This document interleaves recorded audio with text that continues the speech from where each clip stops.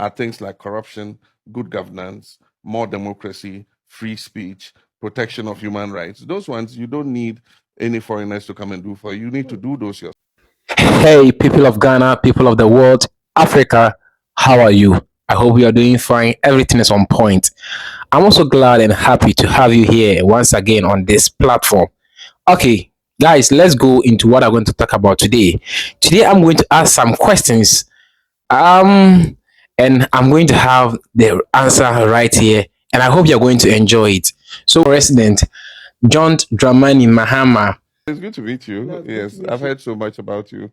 Mr. President, if you elect in 2025 as a president, inventions and their plan supporting their business, and what are you going to do about the exporting and importing when it comes to business in Ghana?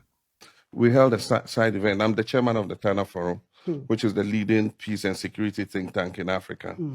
And we're talking with our European counterparts, and we're talking about investment in Africa, having more control of our natural resources, and issues like that, bilateral trade, the African Continental Free Trade Area.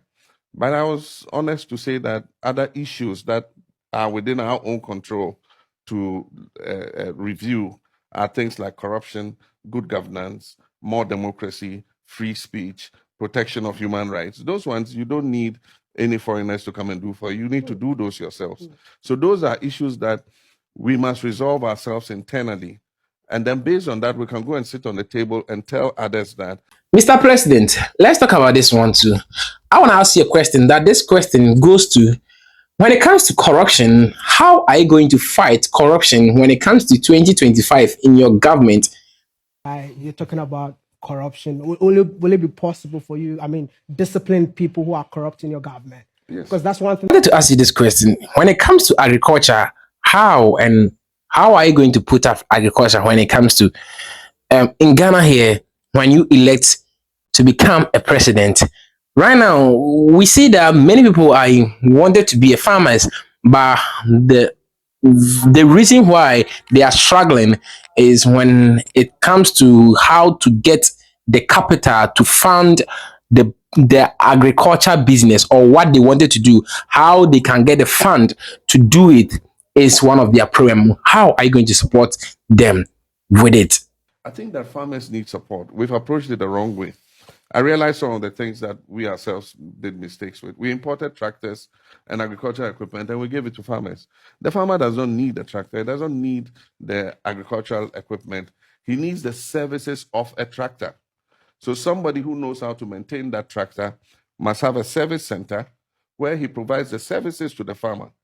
But we gave the tractors to the farmers. In a year or two, the tractor has broken down because he doesn't know that every 6 months you must change the engine oil, you must change the filters, you must grease the tractor. He doesn't know that, so we'll approach it differently. I think that this government had an opportunity with the planting for food and jobs. I think that money, part of it should have gone into setting up agricultural service centers where companies that know how to handle agricultural machinery keep the machines, but they offer the services to the farmer at a fee. If the farmer is not able to pay, you can give him a credit line. When he harvests his crops and he sells his crops, he can come and pay what he owes. It will even help with agricultural credit. And this question is that, what are the ideas and the plans that you're having to bring it on board as an NDC political party when you guys get chance to come back in power, if God will, in 2025? What are the plans that you're having for the country? Can you give us the plans? Because of the economic crisis in which we are. And so I do think that the next phase we should be looking at, we're not going to have enough fiscal space for large infrastructural projects. But I think that what Ghanaians are looking for is a change in our governance system, a review of our constitution, a strong fight against corruption. Those are the kinds of things young people are looking for. But at the same time, raising investments and putting them in areas where young people can get opportunity to develop their full potential. And so I think that is the agenda for a next NDC administration. It might be me, it might be one of, we're going to have primaries and people are going to contest. Money alone that we used to import rice in our country here is 1 billion. 1 billion Ghana cedi or $1 billion. It's not that easy. So it means we are spending a lot when it comes to importing goods into our country, which is rice, oils, and this kind of stuff. Even the rice alone, we import a lot. Agriculture and farming is, you need the big entrepreneurs to go in, and then based on that, if they put in the processing and the nucleus farm, then you have outgrower farmers, and you can bring the youth in and scale them up as they make money. You know, I mean, it's done in Kenya. It's done. You have the big tea plantations, but then you have the small tea farmers too.